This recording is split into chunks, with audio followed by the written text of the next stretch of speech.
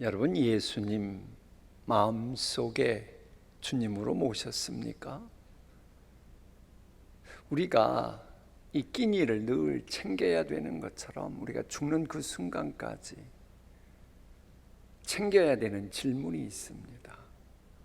그것은 바로 정말로 예수님을 마음속에 모신 사람답게 생각하고 말하고 행동하며 살아가고 있는가 하는 것입니다.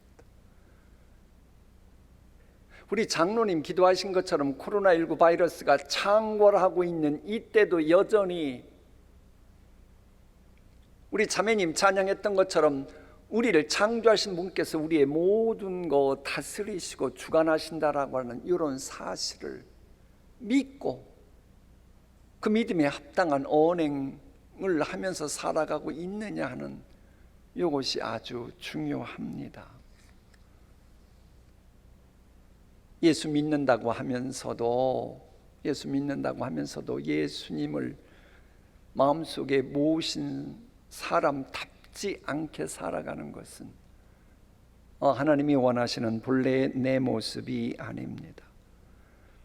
내가 지금 나의 참된 모습을 가지고 신앙생활하고 있는지 아닌지는 그 어떤 이유에서건 두려워하고 염려하고 걱정하고 있는가 아닌가 하는 것에 달려 있습니다. 자, 갈라디아서 본문 보십시오.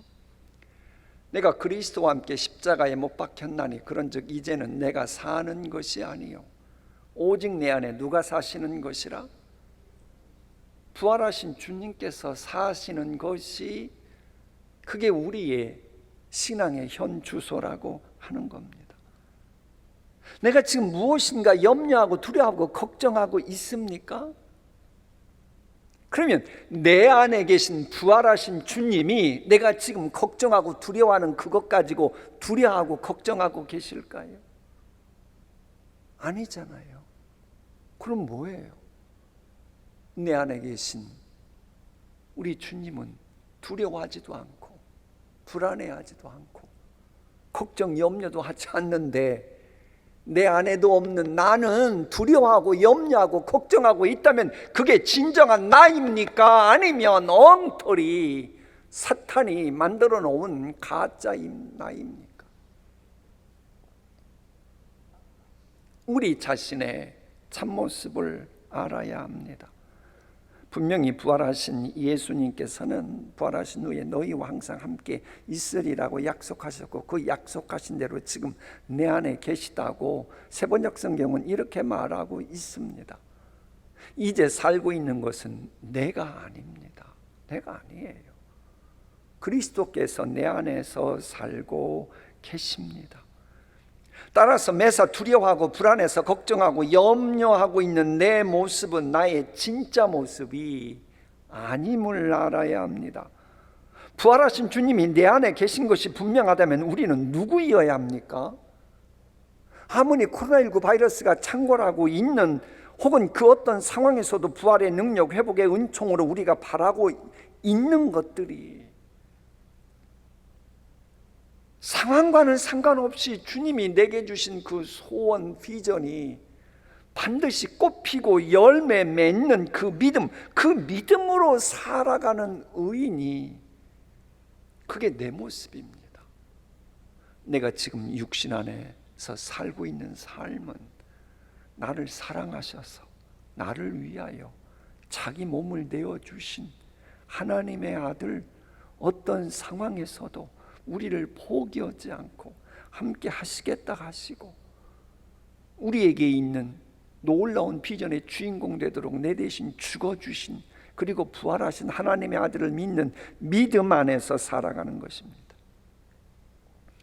만일 인간의 미래를 주장하시는 성부 하나님의 깊은 곳 통달하시는 성령님께서 우리 마음속에 소원을 주셨어요.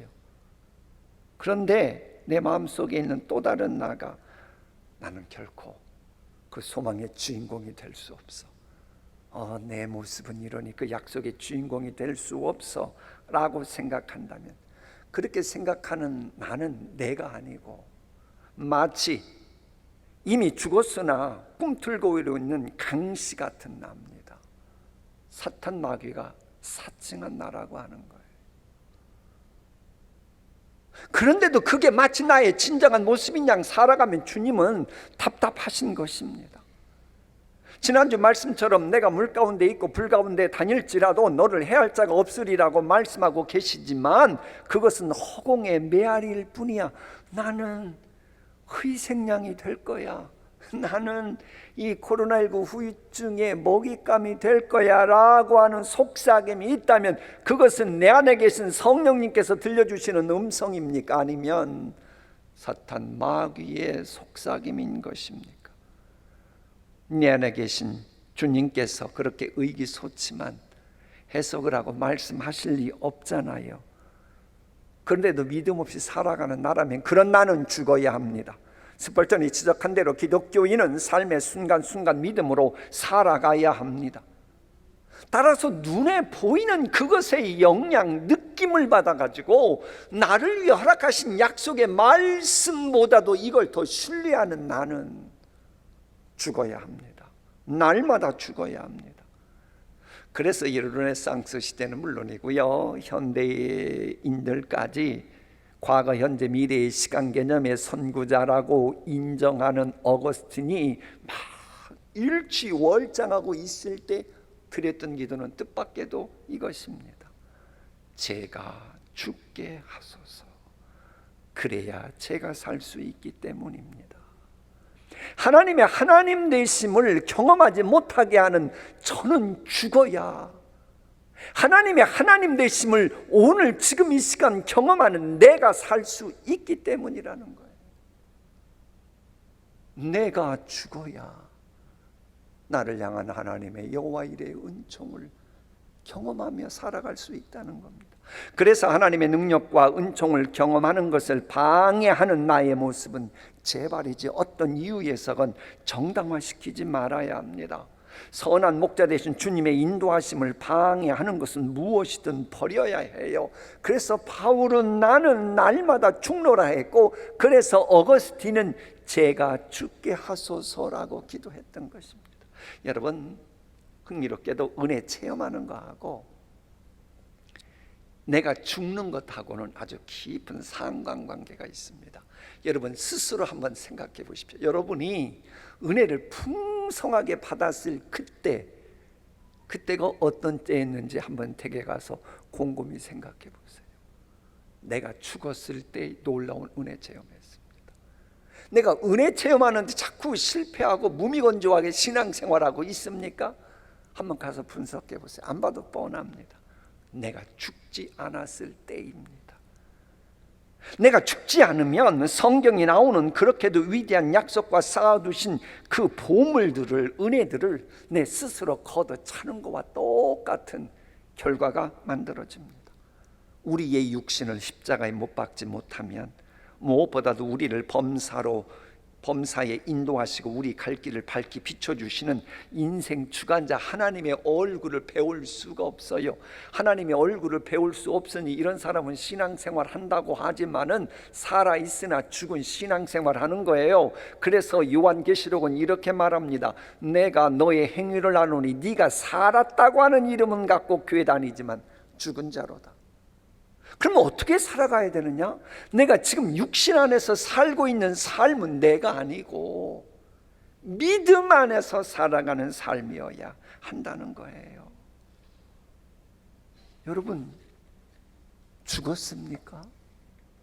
그러면 당연히 그래야죠. 예수 믿는 순간 그랬으니까 그럼 이제부터 믿음으로 살아가야죠. 물론 믿음으로 말미암음, 믿음은 말씀으로 말미암아요. 따라서 지금 믿음 생활이 아니라 살아있는 믿음 생활을 하려면 하나님의 말씀이 내 안에서 살아 움직여야 돼요. 말씀이 살아 움직이는 것을 천국이라고 말합니다. 이 천국에 대해서 우리 예수님은 설명하실 때 이렇게 말씀하십니다. 다 함께 읽어볼까요? 시작. 진실로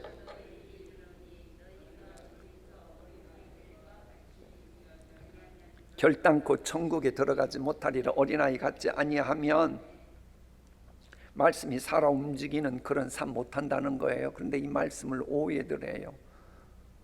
어린아이 같아야 천국 들어간다. 여러분 그 어린이가 어떻습니까? 대부분 대책이 없어요. 먹고 싶은 거 있으면 참지 못하고 막 울어요. 갖고 싶은 거 있으면 보챕니다. 원하는 장난감 사주지 않는다고 사람들 우리 부모님이 창피하든지 말든지 막 생떼를 쓰고 길거리에 막 낮아빠지고 그냥 들이눕고 그래요. 애들이 어떤 때는 막무가내예요. 애들 막무가내일 때 보면 대화가 통하지 않을 정도로 애들이 교만합니다.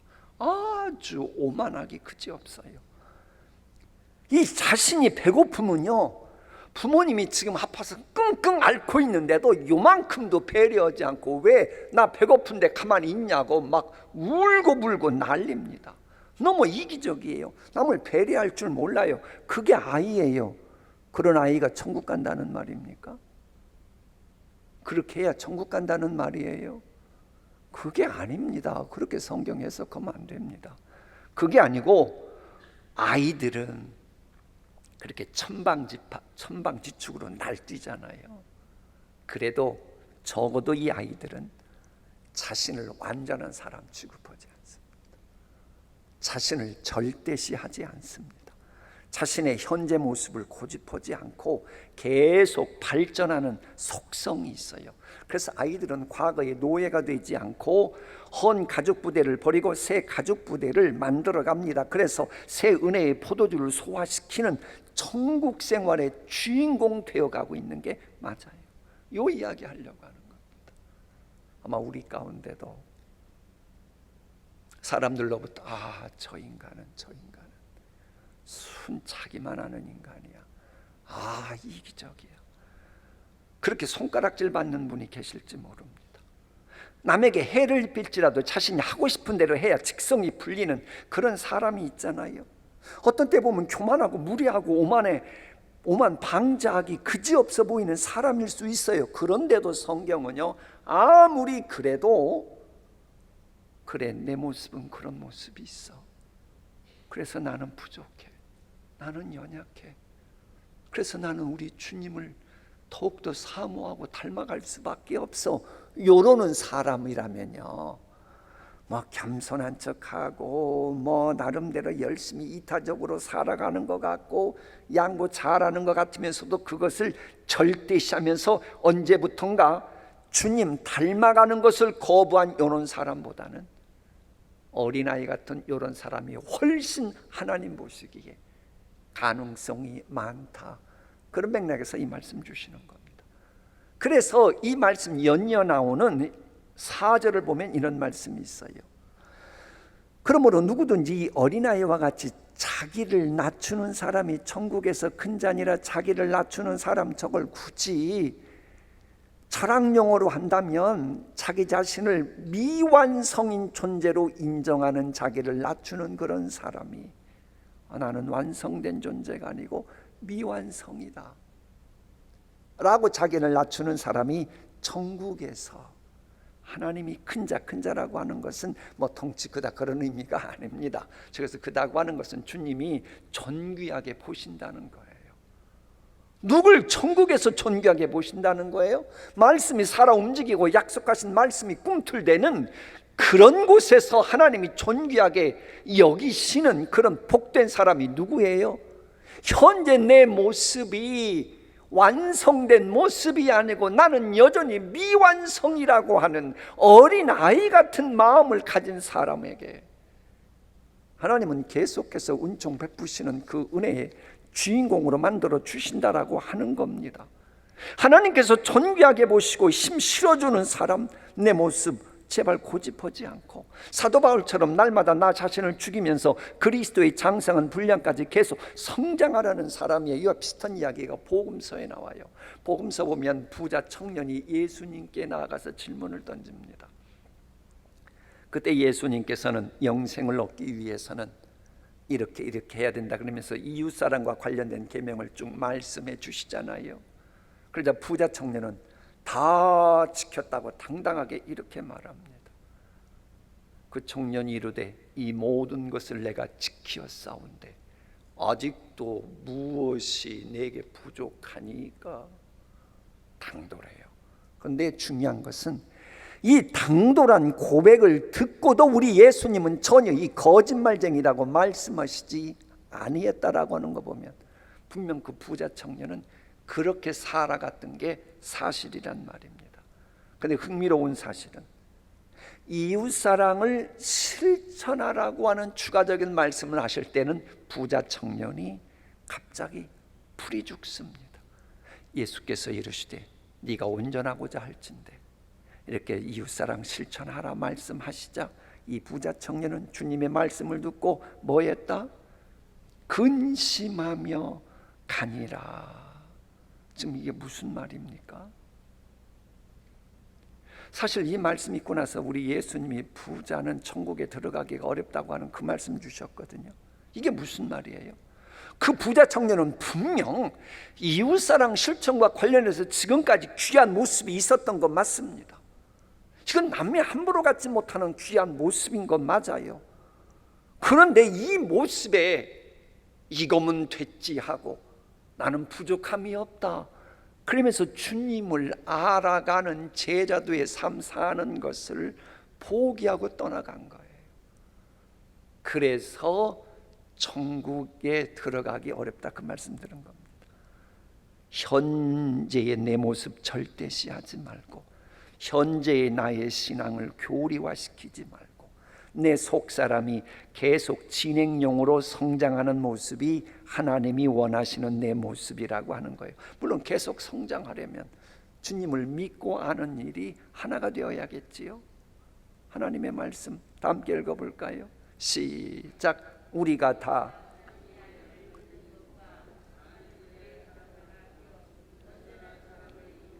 그리스도의 장성한 분량이 충만한 데까지 이르리니, 교회의 모든 지체들이 저 온전한 사람이 이루어 온전한 생활을 할 때까지 우리 모두는 신앙 성장하는 일을 중단하면 안 된다라고 하는 겁니다. 가끔 가다가 이 교인들 가운데는 나는 이런 은사 있어, 나는 기도 생활 잘해, 나는 뭐해 그러면서 나는 이런데 아무개는 기도 생활도 못해 그러면서 은근슬쩍 무시하는데, 그런 분은 기독교 신앙인이 아니고 종교 생활하는 사람에 불과합니다. 왜? 본문은 뭐라고 말해요?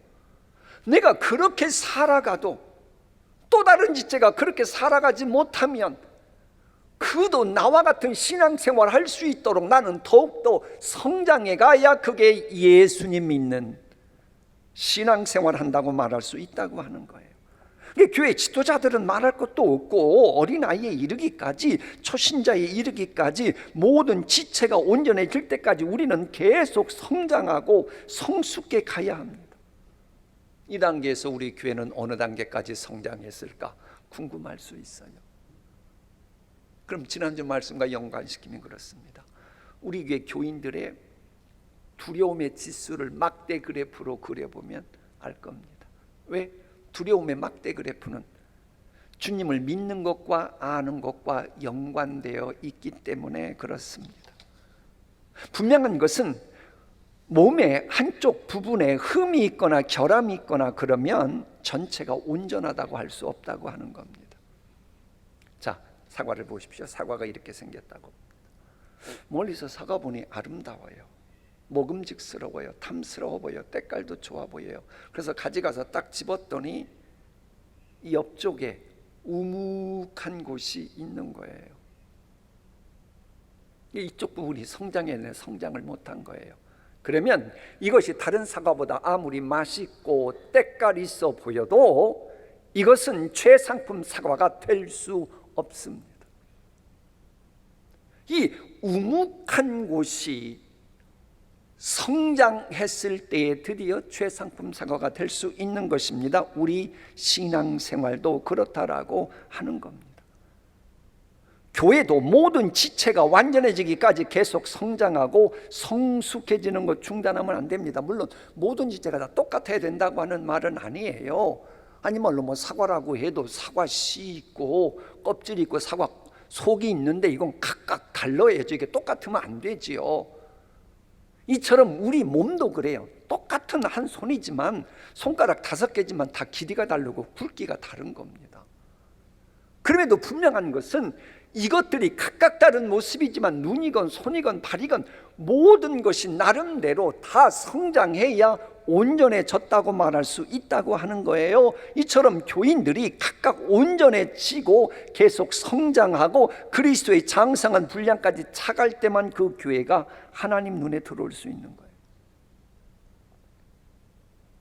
여러분, 교회 안에서 중요치 않은 분이 한 분도 없습니다. 다 중요합니다. 그러므로 우리의 관심사항은 어떤 직분을 갖고 어떤 직책을 가지고 교회 생활하느냐, 그게 아니고 직분자답게 직책을 맡은 자답게 온전한가 하는 것입니다. 직분자로서 무엇을 하든지 간에 만일 누가 말하려면 하나님의 말씀을 하는 것 같이 하고, 누가 봉사하려면 하나님이 공급하시는 힘으로 하는 것 같이 하라. 이는 범사의 예수 그리스도로 말미암아 하나님의 영광을 받으시게 하려 함이라. 교회에서 누군가가 어떤 말을 하고 봉사하려면 내가 그런 말 하지 말아요. 이미 죽었잖아요. 죽은 난데 왜 강시처럼 뻘떡 일어나가지고 내가 내 경험 이럽니까? 그러면 안 됩니다. 그게 아니고 이미 나는 죽었으니까 내 안에 주님이 계시니까, 우리 주님이라면 이럴 때 뭐라고 말씀하실까? 우리 주님이라면 이럴 때 어떤 식으로 봉사를 하실까? 그러면서 내 모습을 갖춰 나가도록 하는 그런 사람이 온전한 신앙인이라고 하는 겁니다. 그래서요, 그토록 위대했던 신앙인 바울은 죽는 그 순간까지 내가 온전히 다 이루었다함도 아니요, 그렇게 위대한 분도 신구약 성경 정통하고 당시 헬레니즘 세계의 대가였던 필로의 제자까지 되고 가말리알의 수제자였던 그 사람도 뭐라고 말해요? 죽는 그 순간까지 나는 온전히 다 이루었다함도 아니요, 앞의 때를 향하여 나아간다. 이렇게 계속 성장하는 모습이, 그게 참된 내 모습입니다. 그러면 어떻게 성장하라는 겁니까? 주님을 믿는 것과 아는 일에 하나가 되라는 거예요. 물론 저 말은, 하나가 되라고 하는 말은 하향 평준화가 아니고 우리의 머리이신 예수 그리스도의 장성한 분량까지 차가는 상향 평준화. 우리 신앙은 그렇습니다. 우리 신앙은 하향 평준화가 아니고 상향, 그리스도의 장성한 분량까지 차가는 상향 평준화 되기까지 계속 성장해 가야 합니다. 우리 교회 같으면 멘토가 멘티와 함께 주님을 믿는 것과 아는 일에 하나가 되어가도록 교회 생활해야 된다는 거예요. 과연 멘토 되신 분들께서는 멘티들과 주님을 믿는 일에, 아는 일에 하나가 되어가고 계십니까?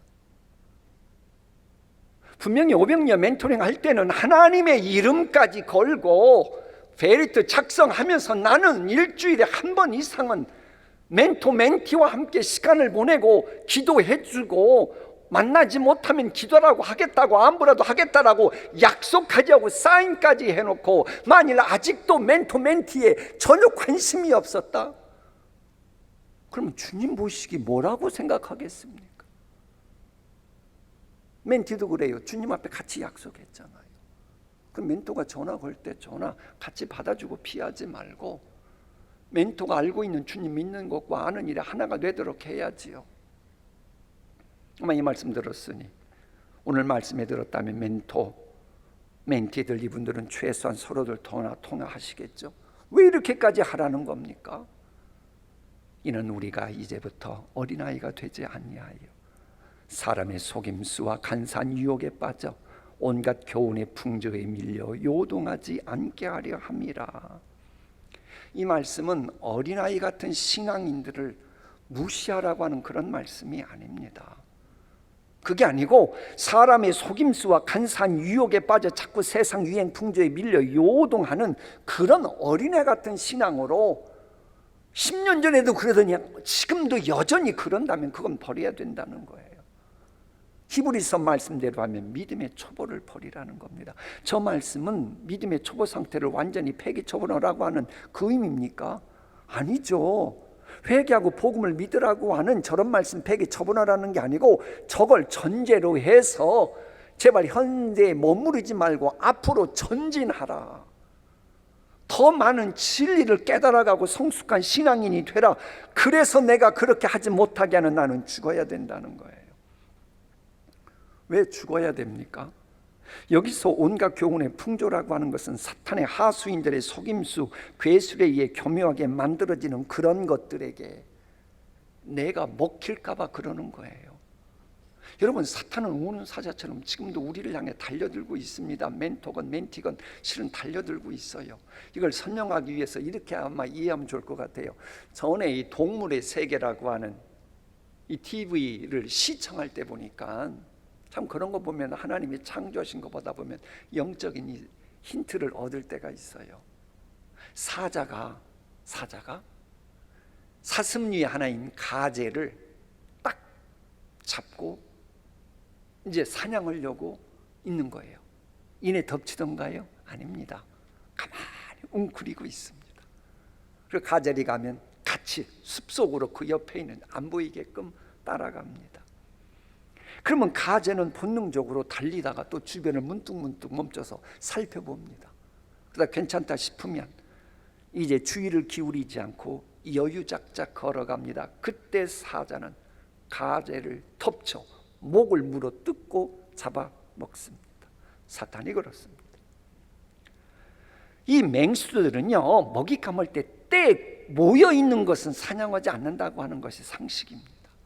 떼에서 벗어난 짐승을 먹잇감 삼습니다. 이처럼 우리가 선한 목자 대신 주님의 품을 떠나버리잖아요.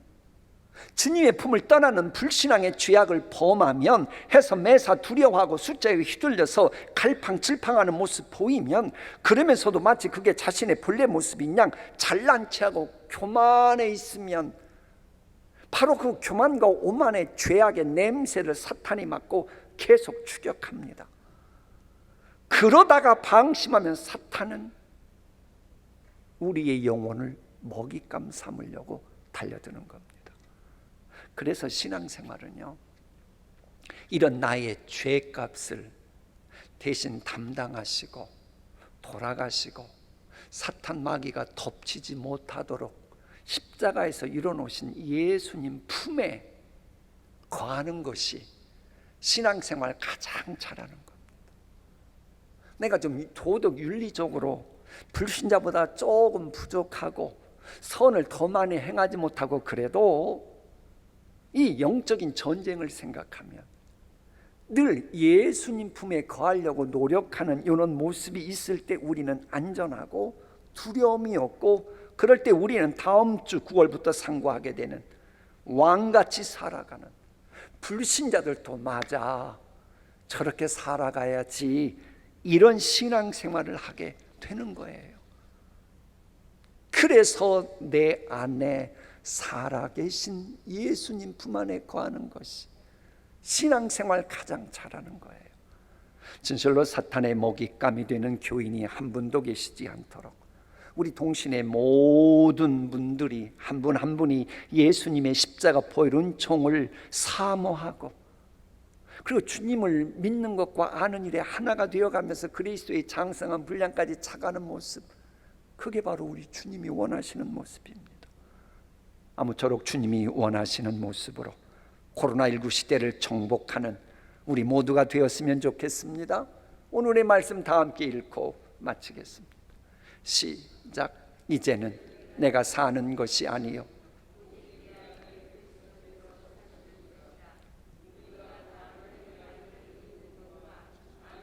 하나가 되어 온전한 사람을 이루어 장성한 분량이 충만한 데까지 이르리니. 아멘. 기도하십니다.